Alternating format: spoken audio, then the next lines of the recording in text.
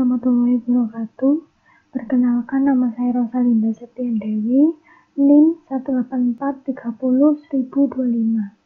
Saya berasal dari Prodi S1 Manajemen Universitas Dinamika Surabaya. Di sini saya akan menjelaskan mata kuliah perilaku konsumen chapter 4 mengenai masyarakat Amerika yang mengubah demografi dan stratifikasi sosial. Scarborough Research baru-baru ini melakukan survei nasional terhadap orang dewasa yang berusia 18 tahun ke atas untuk menemukan apa yang mereka sebut sebagai konsumen digital savvy. Konsumen digital savvy adalah penggunaan digital terdepan atau modern yang merupakan pengguna awal dan penyebar informasi terkait teknologi dalam beberapa hal. Yang pertama, teknologi kepemilikan. Yang kedua, penggunaan internet. Yang ketiga, penggunaan fitur ponsel. Konsumen digital savvy adalah mereka yang memenuhi 8 atau lebih 18 perilaku teknologi total. Di sini terdapat 4 kelompok tentang hasil utama yang ada di digital savvy. Yang pertama, perilaku teknologi. Yang kedua, demografi. Yang ketiga, gaya hidup. Dan yang terakhir adalah media. Teknologi digital savvy melampaui populasi umum di setiap kategori teknologi. Untuk demografi, pada digital savvy memiliki profil demografis yang sangat berbeda. Mereka cenderung lebih muda dan berpotensi memiliki pendidikan yang tinggi, berpenghasilan yang lebih tinggi. Untuk poin gaya hidup, digital savvy ditandai oleh pembelian mewah seperti makan di restoran kelas atas dan juga memiliki aset seperti mobil atau rumah mewah. Untuk media, digital savvy adalah pengguna berat media digital seperti ponsel, radio, TV, dan sebagainya. Berikut contoh tabel yang menunjukkan distribusi usia konsumen digital savvy dibanding dengan populasi umum. Pembahasan berikutnya yaitu mengenai demografi. Suatu populasi dalam hal ukuran, distribusi, dan juga strukturnya. Demografi mempengaruhi perilaku konsumen, baik secara langsung maupun dengan mempengaruhi atribut-atribut individu lainnya, seperti nilai pribadi, dan juga gaya pengambilan keputusan. Sebagai contohnya, ketika remaja berusia 18 tahun dan remaja berumur 20 tahun lebih menyukai membeli kopi di toko kopi kelas atas seperti Starbucks.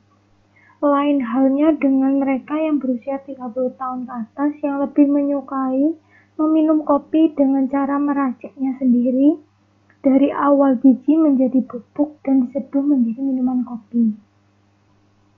Berikutnya, ukuran dan distribusi populasi.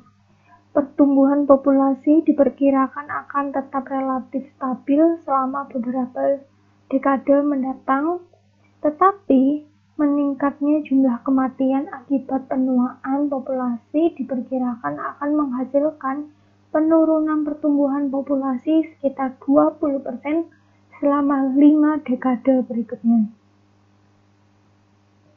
Pendudukan, pekerjaan yang dilakukan, dan jenis individu yang bekerja bersama dari waktu ke waktu juga secara langsung mempengaruhi nilai-nilai, gaya hidup, dan juga aspek dari proses konsumsi. Selanjutnya membahas tentang pendidikan. Pendidikan semakin penting untuk pekerjaan. Sekitar 87% orang Amerika memiliki gelar sekolah menengah atas dan 30% telah menyelesaikan kuliahnya. Pekerjaan manufaktur bergaji tinggi tradisional yang membutuhkan pendidikan relatif sedikit menghilang dengan cepat. Pekerjaan bergaji tinggi di sektor manufaktur dan layanan saat ini membutuhkan tenaga medis. Tingkat pendidikan mempengaruhi konsumsi. Pendidikan mempengaruhi apa yang dapat dibeli seseorang dengan menentukan sebagian penghasilan dan pekerjaan seseorang. Mempengaruhi cara berpikir, membuat keputusan, dan juga berhubungan dengan orang lain.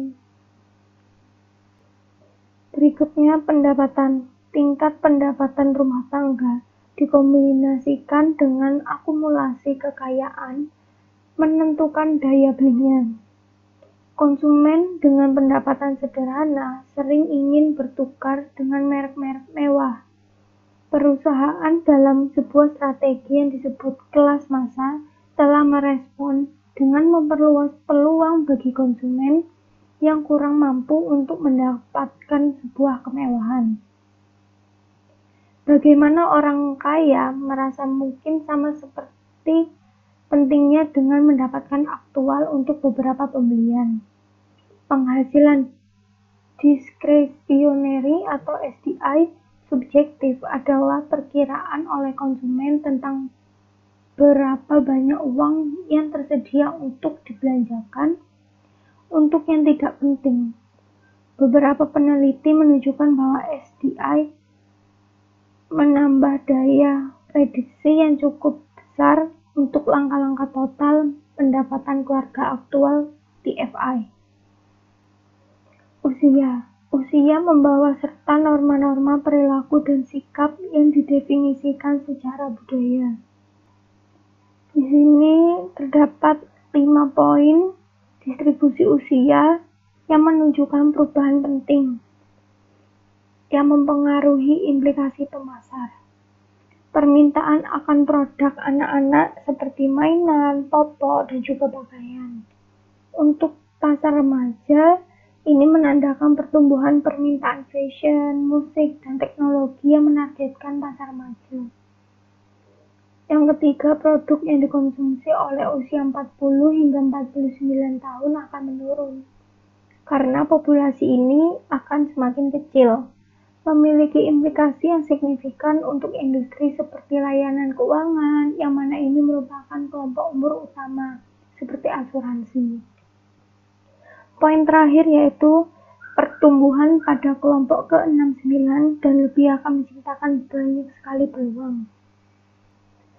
Poin yang berikutnya yaitu memahami generasi di negara Amerika. Analisis cohort adalah proses menggambarkan dan menjelaskan sikap, nilai, dan perilaku suatu kelompok umur serta memprediksi sikap, nilai, dan perilakunya di masa depan. Kekuatan yang membentuk kehidupan generasi-generasi ini sangatlah berbeda. Dan perilaku mereka akan berbeda sepanjang siklus kehidupan mereka. Maka, penting untuk menekankan bahwa generasi hanyalah satu faktor yang mempengaruhi perilaku dan perbedaan dalam generasi seringkali lebih besar daripada perbedaan antar generasi. Selain itu, generasi tidak memiliki batas yang tajam. Generasi pradepresi. Generasi pradepresi menghadapi banyak keputusan terkait konsumsi. Generasi praprediksi terdiri dari segmen-segmen yang berbeda dalam pemasaran. Untuk itu memerlukan strategi yang memasukkan faktor-faktor seperti jenis kelamin, etnis, dan juga kelas sosial. Gerontropics adalah salah satu pendekatan segmentasi ke pasar yang matang yang menghubungkan proses penuaan dan juga peristiwa kehidupan yang berkaitan dengan kesehatan fisik dan juga pandangan mental konsumen yang lama.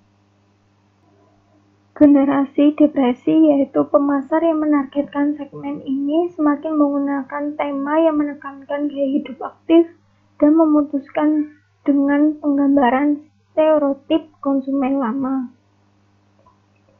Selanjutnya membahas tentang stratifikasi sosial. Kita semua akrab dengan konsep kelas sosial, tetapi kebanyakan dari kita akan mengalami kesulitan menjelaskan sistem kelas kita kepada orang asing. Berbagai dimensi status jelas terkait satu sama lain, dalam arti fungsional. Status orang tua seseorang mempengaruhi pendidikan seseorang, yang pada gilirannya mempengaruhi pekerjaan yang menghasilkan pendapatan, yang membatasi gaya hidup seseorang, termasuk tempat tinggal seseorang.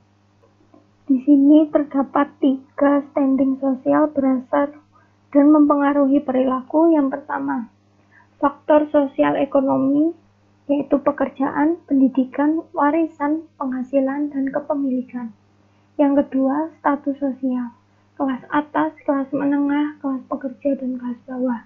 Dan yang terakhir, perilaku unik, yaitu preferensi, pembelian, komunikasi, dan juga konsumsi.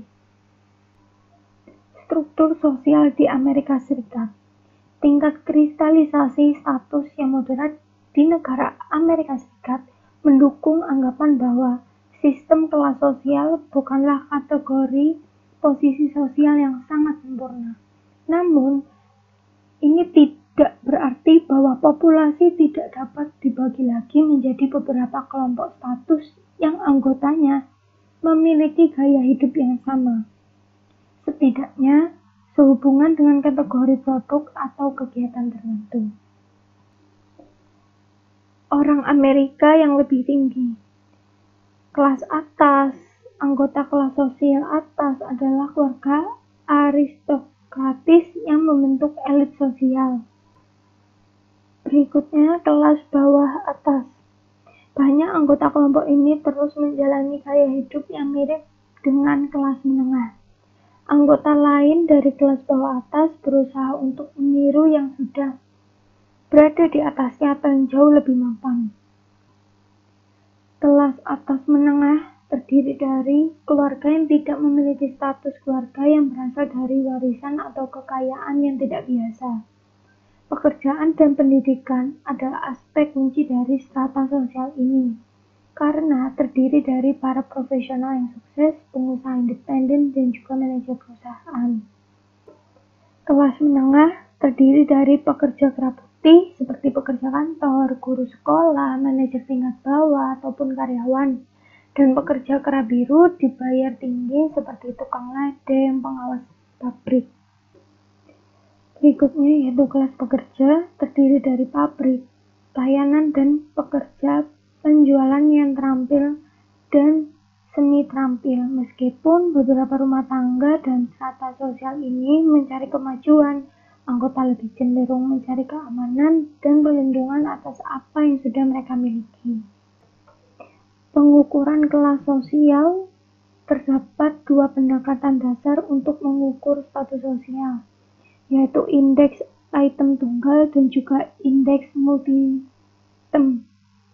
Indeks item tunggal memperkirakan status sosial berdasarkan dimensi tunggal seperti pendidikan, pendapatan, atau pekerjaan. Indeks posisi sosial adalah indeks 2 item yang dikembangkan dengan baik dan banyak digunakan. Aspek penting lain dari langkah-langkah ini adalah bahwa langkah-langkah tersebut dikembangkan sebelum ekspansi peran perempuan yang cepat. Tidak ada skala yang dikembangkan yang sepenuhnya menjelaskan realitas baru dari 2 sumber status, baik pria maupun wanita, untuk sebuah rumah tangga. Sekian presentasi dari saya. Bila ada kurangnya mohon maaf. Wassalamualaikum warahmatullahi wabarakatuh.